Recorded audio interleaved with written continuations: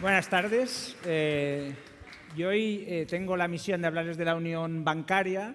Lo que voy a hacer primero es hablar un poco, hacer una introducción y lanzar algunos mensajes de los cuales, o algunos temas de los cuales no hablaré, pero que les puedan sugerir luego preguntas en el turno de preguntas. Lo que sí quiero decir es que es una presentación bastante seca. No se vayan, que luego las otras son más. Pero esta es un poco seca. Por lo tanto, voy a intentar hacerla lo más amena posible y creo que si consigo pasar de la primera transparencia.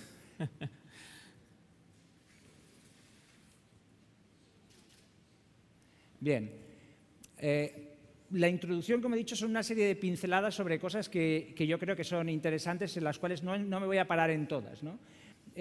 La unión bancaria y, de hecho, la unión monetaria muchas veces se ha planteado como una forma de llegar a otro objetivo. El objetivo último, obviamente, es la unión política y entre medio está la unión fiscal, ¿no? Y la pregunta es si estos caminos son los caminos adecuados y si por este camino se puede llegar, porque esto genera unas ciertas tensiones. No me voy a parar aquí, pero yo creo que son temas interesantes que al final, si tengo un momento, hablaré.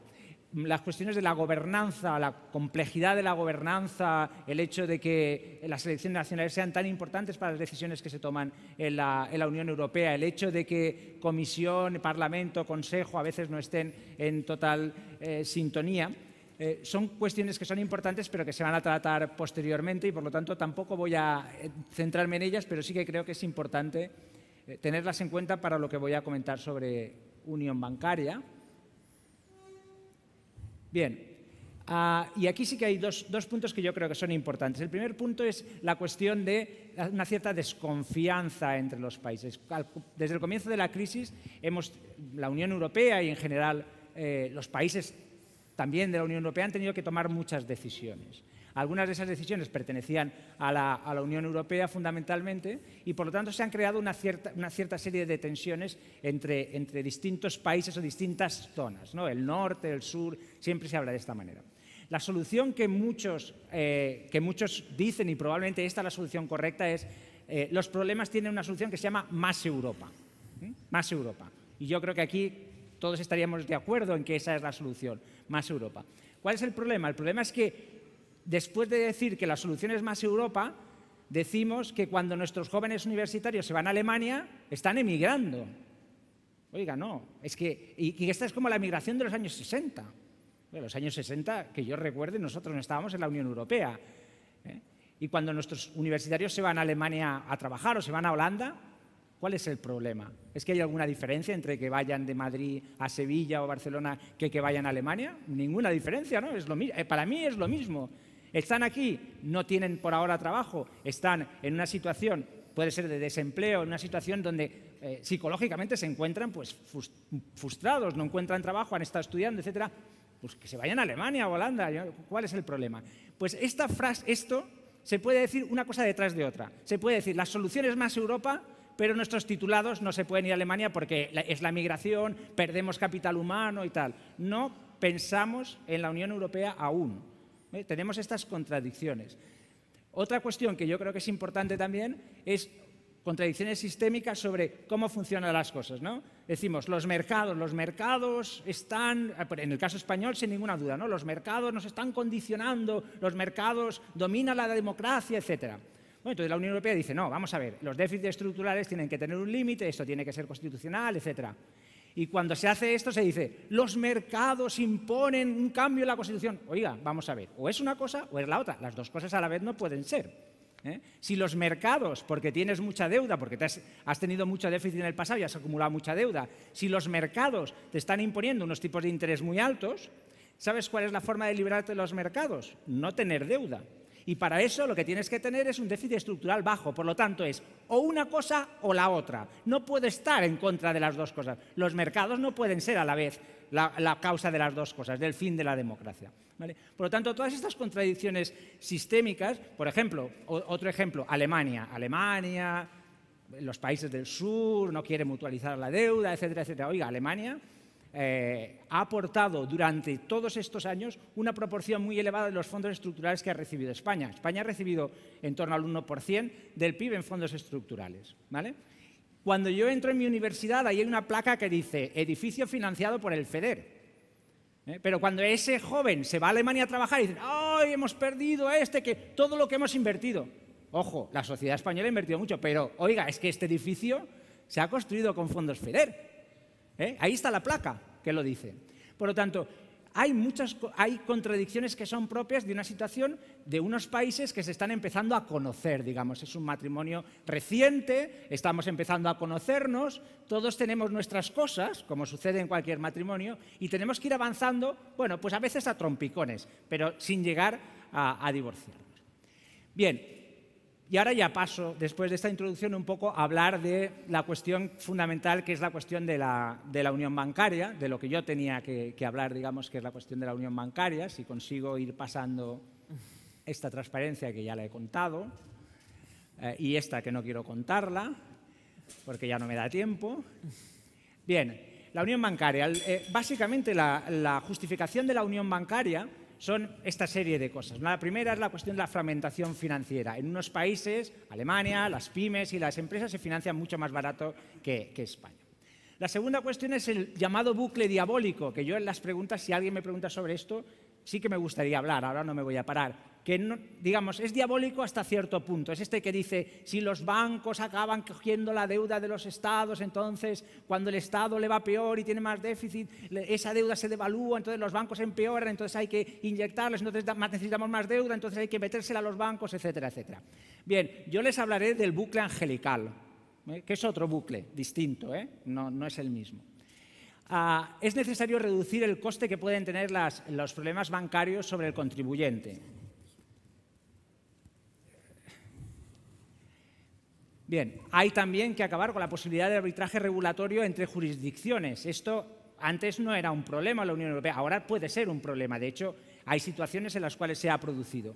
La reciente decisión, la Reserva Federal hace 2 o 3 días decidió que los bancos extranjeros en Estados Unidos tenían que seguir los mismos coeficientes regulatorios que los bancos americanos, por ejemplo. Bueno, pues en la Unión Europea nosotros tenemos muchos bancos que están en distintos países. Algo tendremos que hacer con eso. Tenemos que de alguna manera armonizar, homogeneizar.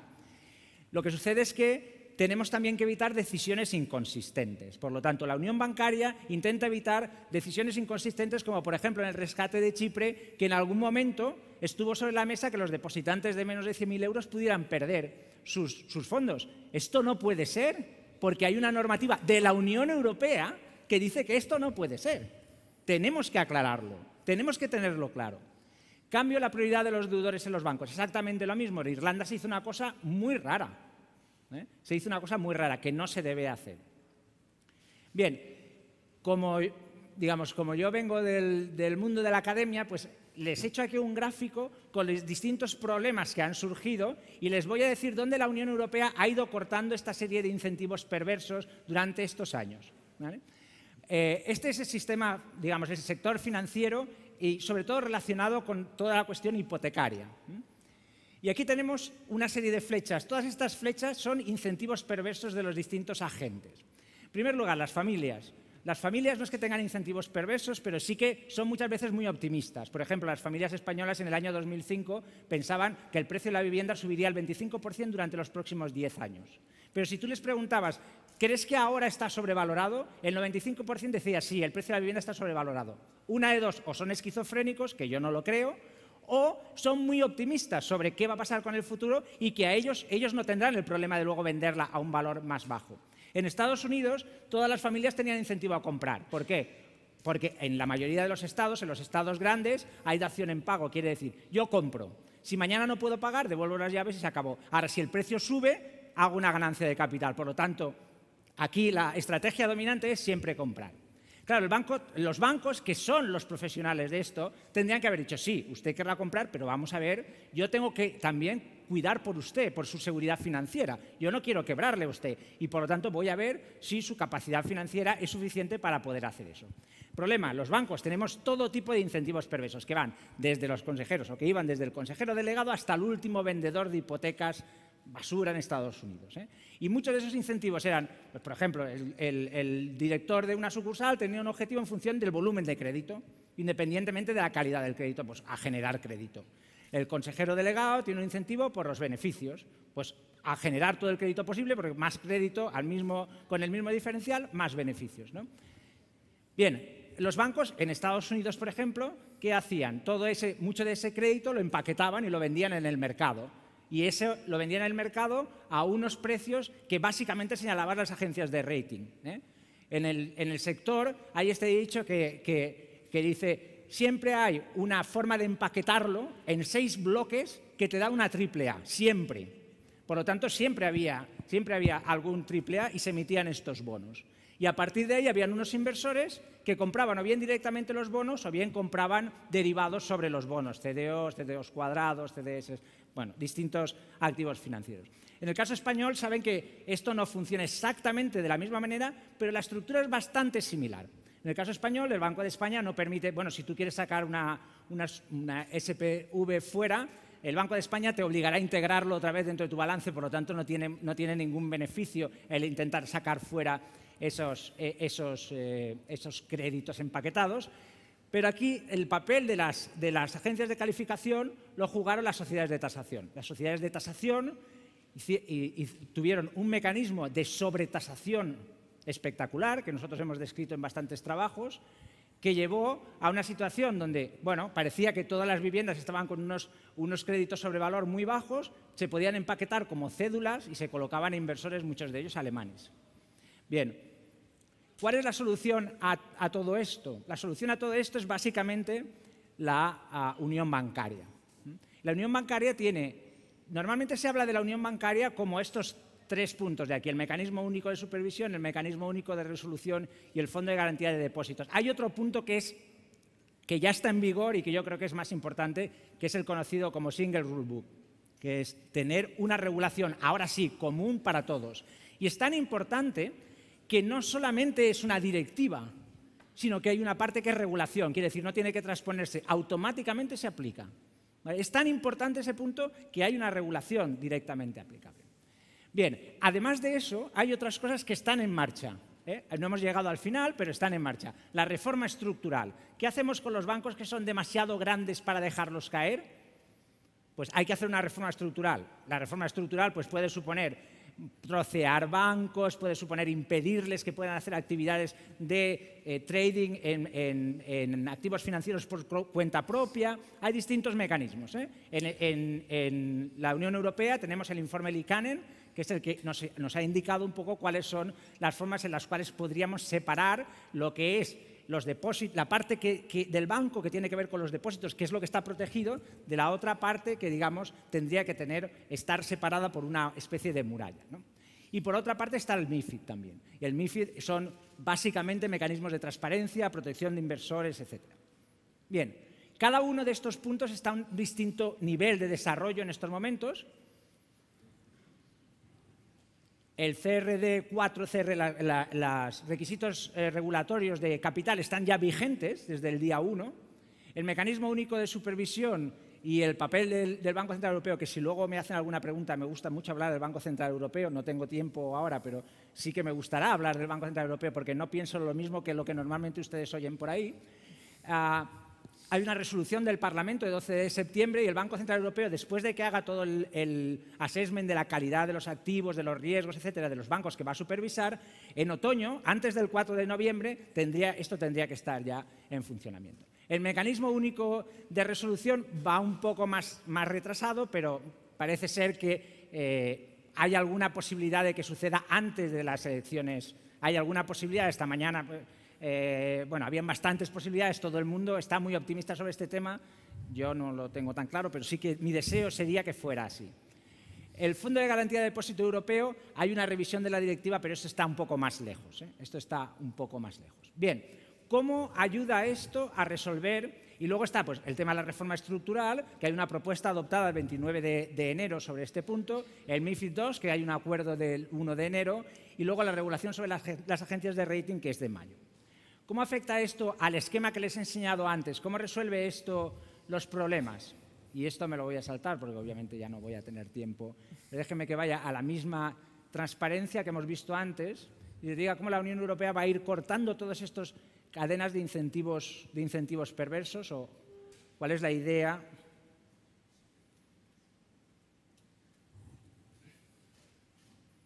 Aquí estamos. Bien, las familias. En el caso de las familias, por ejemplo, el Premio Nobel de Economía del año 2013, uno de ellos, Schiller, lleva mucho tiempo proponiendo que es muy importante que las familias y en general los ciudadanos tengan más conocimientos financieros para poder entender muchas de las cosas que pasan, no necesariamente muchos, pues para saber lo que es un TAE, cómo funciona una hipoteca, cosas de este estilo, ¿no? Bien, si eso no se produce, si eso no se consigue, porque eso hay que conseguirlo metiéndolo en nuestra secundaria, en nuestros niveles reglados de educación, si esto no se consigue hay que proteger a los consumidores. El MiFID II intenta esto, proteger a los consumidores, ¿de acuerdo? Digamos, es este test que te van a hacer, que te van a asegurar que tú no estás comprando un producto para el cual no estás capacitado de entenderlo. Bien, los bancos pues tenemos toda la regulación sobre requerimientos de capital, tenemos más capital de más calidad, límite al endeudamiento, muy importante también de esto, si me preguntan algo, es un tema que es muy importante, límites a las retribuciones de los ejecutivos de la banca para cortar ese incentivo perverso que existía y luego la cuestión de la reforma estructural. Los bancos que se creen demasiado grandes para caer, tenemos que hacer algo con ellos. Pero en Estados Unidos cada año se cierran entre 100 y 150 bancos y no pasa nada, no hay ningún trauma, son bancos pequeños, llega allí el fin de semana, llega el FDIC, lo cierra las cuentas y dice, el lunes ya no abre. No pasa nada, si es pequeño. Ahora, claro, si hacemos como aquí, fusiones frías, calientes y de todo, y lo liamos todo, pues entonces ya es mucho más complicado. Una vez que lo haces demasiado grande para quebrar, entonces ya tenemos un problema. Las agencias de rating, tenemos regulación para agencias de rating específica en la Unión Europea y regulación que viene de la CRD4 también, que tiene que transponerse, ¿vale? Y básicamente lo que dice es, las agencias de calificación tienen un problema y es que el que paga es el cliente, es el que emite, es el que paga. Antes de las fotocopiadoras, el que pagaba era el inversor. Pero cuando se inventan las fotocopiadoras, claro, esos ratings ya son libres para cualquiera. Simplemente los fotocopias y se lo pasas a tu amigo. Tu amigo sin pagar sabe cuál es el rating, ¿no? Ese modelo de negocio cambió y el modelo de negocio que ha existido hasta recientemente, o sigue existiendo, es que el emisor del bono es el que paga. Por lo tanto, la agencia de calificación lo que quiere es quedar bien con el emisor, porque es el que al final es el que va a pagar, ¿no? Lo que intenta la CRD4 y la regulación sobre agencias de rating es precisamente evitar que haya un emisor, una empresa que sea dueña de una proporción relevante de una agencia de calificación y a la vez dueña de una proporción relevante del emisor, para evitar esas interferencias. Es un poco más complicado, pero lo dejaremos aquí este tema. Y luego tenemos en el tema de las compras de derivados, etcétera, de productos especiales, tenemos MiFID y también tenemos el EMIR y toda la cuestión relacionada con la transparencia. Y para los inversores, el MiFID II. Por lo tanto, esta es toda una estructura, que está desarrollándose en la unión bancaria y que tiene que ver con la ruptura de todos los incentivos perversos que son al final los que han generado una crisis de tanta intensidad.